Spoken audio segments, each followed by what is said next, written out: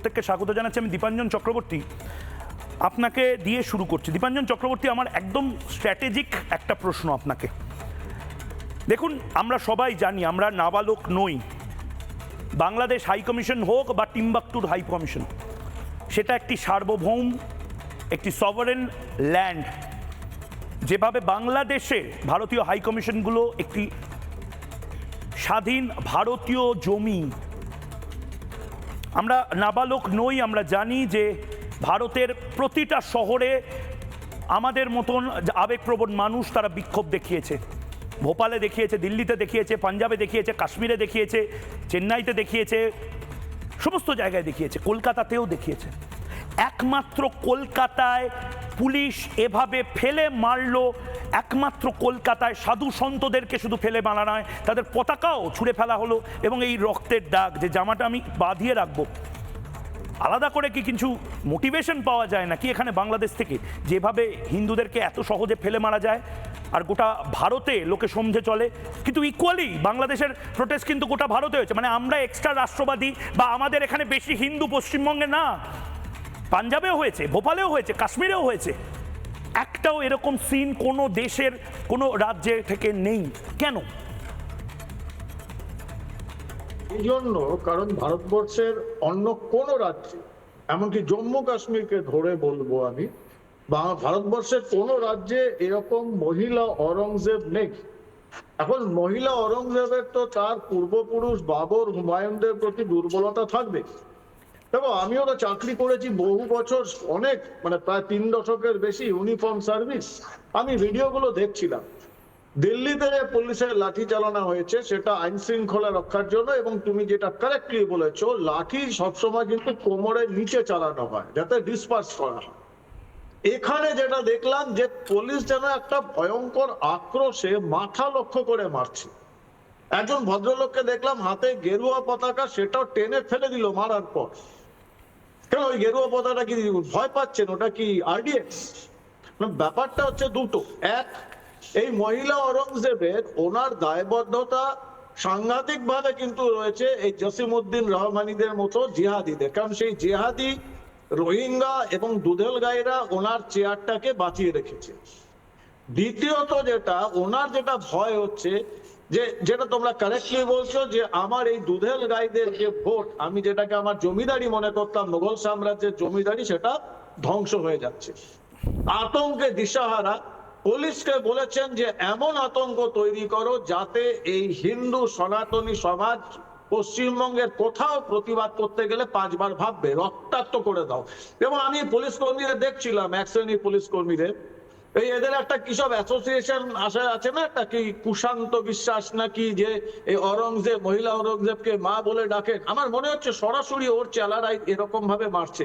তাহলে সাধুদের বাচ্চা একটা ছেলেকে মাথা ফাটিয়ে দিল, যাকে তুমি জড়িয়ে ধরেছিলে। এরা যেন ভুলে না যায় যে এই হিন্দুরা যদি জাগে তাহলে তার কি পরিণাম আছে, সেটা আফজল খাঁ জানে, সেটা অরঙ্গজেব জানে। এই ত্রিশূলের মুখ যদি ঘুরে যায় কোনোদিন, এই নপুংসক দলদাস পুলিশ কিন্তু এই মহিলা অরঙ্গজেবকে বাঁচাতে পারবেন না। বেশ বেশ, এবং হিন্দুদের এবার উঠে দাঁড়ানোর সময় হচ্ছে। এটা আমাদের শেষ ধর্মযুদ্ধ, রক্তপাত হোক আরো হোক, আমরাই মুক্ত করে ছাড়বো এই পশ্চিমবঙ্গ। আমি দীপাঞ্জন দা, আমি সত্যি আজকে মর্মাহত যেভাবে বাচ্চা ছেলেগুলোকে ফেলে মারা হচ্ছিল। এবং আমি বারবার বলছি, মানে এটা পুলিশ এবং পুলিশের যারা বন্ধুবান্ধব তাদেরও খারাপ লাগবে। কারণ পুলিশ আজকে যেভাবে মারলো, মনে হচ্ছিল মমতা বন্দ্যোপাধ্যায়কে কেউ গালিগালাজ করেছে, বা পুলিশ এমনভাবে মারছিল যেন মনে হচ্ছিল লালবাজার আক্রমণ করা হচ্ছে। পুলিশ কিন্তু খুব সেন্সিটিভলি ডিল করতে পারতো। যেভাবে হিন্দুদেরকে ফেলে মারা হয়েছে আজকে, মানে মাথার মধ্যে ঢুকিয়ে দেওয়া হয়েছে, হিন্দু দেখলে পশ্চিমবঙ্গে ফেলে মারো। এটা চলতে পারবে না, যত মারবে তত এক কাট্টা হবে। সিরিয়াসলি বলছি, প্রাইম টাইম শোতে কোট না পরে, টাই না পরে, এভাবে রক্তাক্ত জামা পরে সঞ্চালক যদি দাঁড়াতে পারে, গোটা বাংলায় ভাবুন কতগুলো জামা সুরক্ষিত সংরক্ষিত আছে, যাতে হরগোবিন্দ দাসদের রক্তটা লেগে আছে, যাতে আমার এই ভাইটা যার নাকটাকে ফাটিয়ে দেওয়া হলো এভাবে লাঠিচার্জ করে, তার রক্তটা লেগে আছে। হিন্দুদের মারার আরেকটা খণ্ডচিত্র দেখাবো। সাধুকে মারছে, সাধুদের মারছে, সাধুদের মারছে, বাংলার পুলিশ সাধুদের মারছে। ছবি দেখায় বাংলার পুলিশ সাধুদের বাচ্চা লাঠিচার্জ করলো পুলিশ, লাঠিচার্জ করছে, লাঠিচার্জ এই মুহূর্তে লাঠিচার্জ করছে পুলিশ, লাঠিচার্জ চলছে এই মুহূর্তে, লাঠিচার্জ চলছে, লাঠিচার্জ পড়ে যাচ্ছে। কিন্তু যত মারবে তত এক কাট্টা হবে, যত মারবে তত এক একজন করে নতুন কট্টর সনাতনী তৈরি হবে, যত মারবে তত দাদা আমি সাথে পাচ্ছে থাকি না মানুষগুলো এবার বলতে শুরু করবে, বড্ড বাড়াবাড়ি করছে মমতা বন্দ্যোপাধ্যায়। যত মারবে ফেলে মারবে, কারণ খুব লজিক্যাল একটা রিজনিং আমি দিচ্ছি। আজ লালবাজার অভিযান ছিল না, আজ মোহাম্মদ ইউনূসের সাথে কিসের এত সম্পর্ক? বাংলাদেশিদেরকে আমরা চাই না, বাংলাদেশি প্লেয়ার এখানে খেলবে না, বাংলাদেশি তারকা এখানে এসে পয়সা রোজগার করে চলে যাবে না, বাংলাদেশিদেরকে আমরা মোটা সোটা হৃষ্টপিষ্ট করবো না আমাদের টাকায়। আলু বন্ধ করো, পেঁয়াজ বন্ধ করো, ওষুধ বন্ধ করো, ভিসা বন্ধ করো, সমস্ত কিছু বন্ধ করো। এই জেহাদিদের, বাংলাদেশের মুক্তমনা এবং গণতন্ত্রপ্রিয় মানুষ, তাদের জন্য, হিন্দুদের জন্য বর্ডার খুলে দেওয়া হোক। বাংলাদেশের প্রচুর মানুষ রয়েছে যারা নিজেরা বীতশ্রদ্ধ বাংলাদেশকে নিয়ে। কেন হিন্দুদের জন্য বর্ডারটা খুলে দেওয়া হবে না আমাদের দেশে? কিন্তু আরেকটা প্রশ্ন আছে, যে প্রশ্ন নিয়ে আমি মানস ভট্টাচার্যের কাছে আসবো, নীলাদ্রিদার কাছে আসবো, অদ্বৈতার কাছে আসবো। দীপু দাসদের তো অন্তত একটা ভারত আছে, এই ভারতীয়দের কি হবে যদি আজ এভাবে ফেলে মারা হয়, কাল রিফিউজি ক্যাম্পে চলে যেতে হয় আমাদের দেশে? ভারতে মা দুর্গারাও আছে, আজকে মা দুর্গাদের আমি দেখতে পেলাম। হিন্দু পতাকা যখন রাস্তায় ফেলে দেওয়া হচ্ছে তখন দিতি ভট্টাচার্য, প্রিয়ন্তী রায়, শিল্পা মণ্ডল, এদের মধ্যে বাঘ শেরনিদের আমরা দেখতে পেলাম।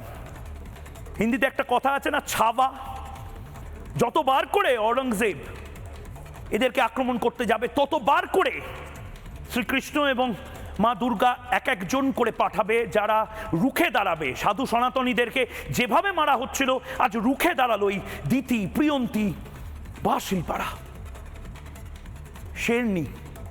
দেখুন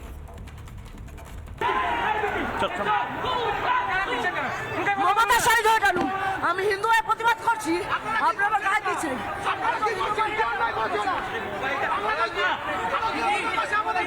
আমি এখানে বসবো, আমি হিন্দু হয়ে প্রতিবাদ করবো। আপনারা গাদ্দার, আপনারা গাদ্দার, আপনারা গাদ্দার। রাষ্ট্র আমাদের, রাষ্ট্র হিন্দু রাষ্ট্র।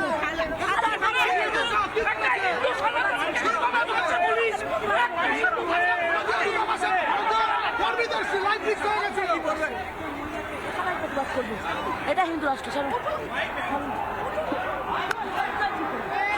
সাহস হয় কি করে? সাহস হয় কি করে? আপনাকে অনেক বাইরে গিয়ে শিল্পা কি বলবে?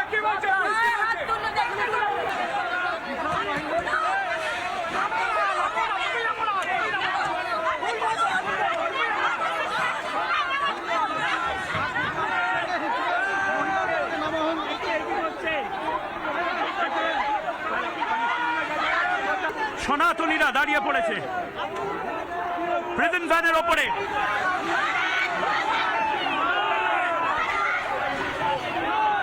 এবং প্রিজন ভ্যানের ওপরে এই মুহূর্তে যেভাবে গেরুয়া ঝান্ডা নিয়ে এই প্রিজন ভ্যানের ওপরে উঠে পড়েছে এই মুহূর্তে। নানা ধরনের কন্টেন্ট দেখার জন্য লাইক করুন, শেয়ার করুন আমাদের ফেসবুক পেজ, সাবস্ক্রাইব করুন আমাদের ইউটিউব চ্যানেল। পাশাপাশি অন্যান্য ব্রেকিং নিউজের জন্য অবশ্যই চোখ রাখুন রিপাবলিক বাংলায়।